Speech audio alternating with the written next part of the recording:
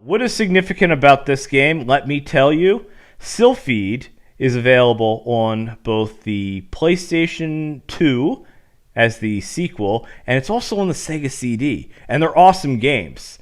So I wanted to see what this was. I saw it was available on the Switch, and as I always say, the best way to play a video game, a retro game, is on something modern. So let's check this one out. I have never played it before. But as you can see, it's clearly licensed by the Nintendo Switch. For the Nintendo Switch. GameArts, they were involved in the other. So the Egg console, it's a bunch of computer games on this thing. And let's see what we got here. What are the controls? Hopefully they're not too difficult. Look at that. Fire, game start, game stop. That's my type of game. Controls that make sense. How to play. So it's a vertical 3D game released in 1986. 20 areas. I don't really care about the story. Graphics, yeah, they kind of suck, but it was on a computer in 1986. So, yeah, what do you want from me right now? Let us just click start and see what it is. So it looks like you got a keyboard option. Like I said, it was a computer. And here's menu. So we don't need that right now. Maybe we do. Hell, I don't know. So we're gonna hit game start, which is Y, right? And fire. Area 1. I'm just gonna check it out. I'm not gonna play this for very long. Why the hell isn't it working? Oh, he's talking to me. Well, talk already, dude. Let me check the audio here.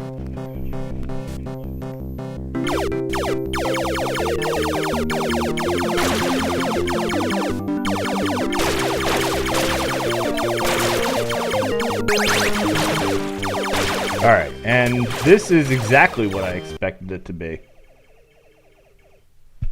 So, this game, and I can show the Sega CD versions, I have that handy too. But this is basically what it looks like on the Sega CD too, except the colors and the graphics are a little bit better. But all things considered, this is exactly what I expected. Now, I would think these are your power-ups too. What I would like to actually see is the Genesis and the Sega CD and the PS2 versions in some kind of collection. So this is pretty good.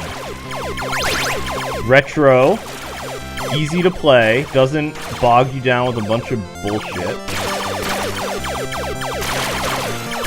So this is pretty much what I expected. I expected graphics that kind of look like they came out of the 1980s. And you know, maybe we're going back to the future. Who the hell knows? So, yeah, I know I've stepped away from the game that's actually on the title, but I don't like that game. I could sit there for an hour playing it and bitching, but what's the fun in that? It doesn't look like you can destroy those asteroids. But I love shoot-em-ups, and this is kind of three-quarter overhead. Pretty cool. Anybody want to see... You know, I probably should put up the chat so I can actually read it. Anybody want to see the Sega CD game? Actually, my PS2's sitting over there, too. I'll show that one as well. Actually, I've streamed that one before. This is a pretty cool game. This is worth $6. I don't have to fight with it. Oh, and it's got a rewind feature. This is the way retro games should be played. Now, I know that's the wrong thing to say.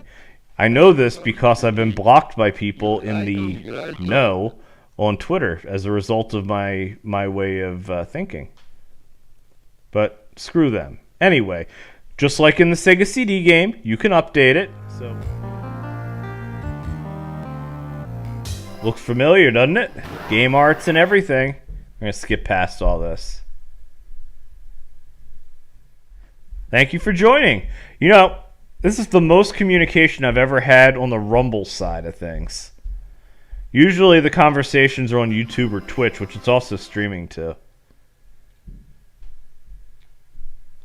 So, like I said, this game is very similar to its Switch counterpart. The Switch counterpart is actually, I think this one's actually based on this and just updated. So, here, let's just start the game. I'll show it real fast. Battle station. Same deal, old school graphics, but now we can look at slightly better, well, first of all, much better sound, and the graphics are a tad bit better.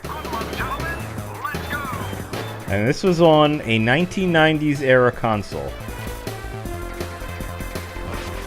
And it's a hard game. The sequel was on the PS2.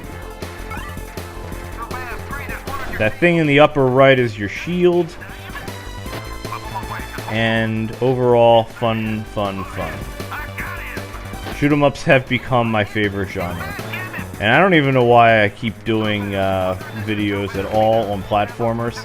Quite frankly, the only Metroidvania I care to play now is a real Metroidvania, which started the damn craze. Missiles coming in fast. And now I'm at the first boss because old games are relatively short.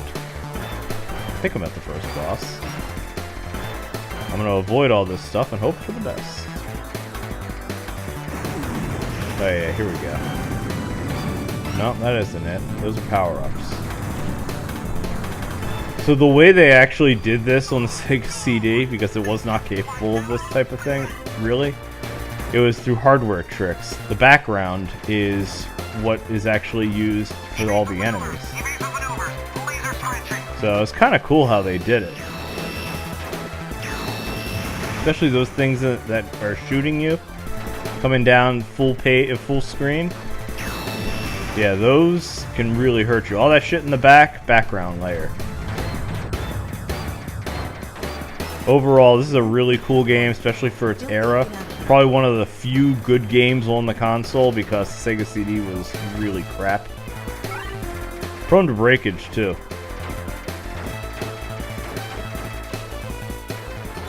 Oh no, I'm Invincible is ending. If you want to see more of this, I'll be happy to show it. So overall, I think this is a pretty badass game. And the Switch version for $7... Oh yeah, here's the boss. $7, absolutely worth it. Damn it. I'm getting my ass handed to me. It's been a while since I played this. And I beat it. Cool! But yeah, this game, I like it. Fun stuff.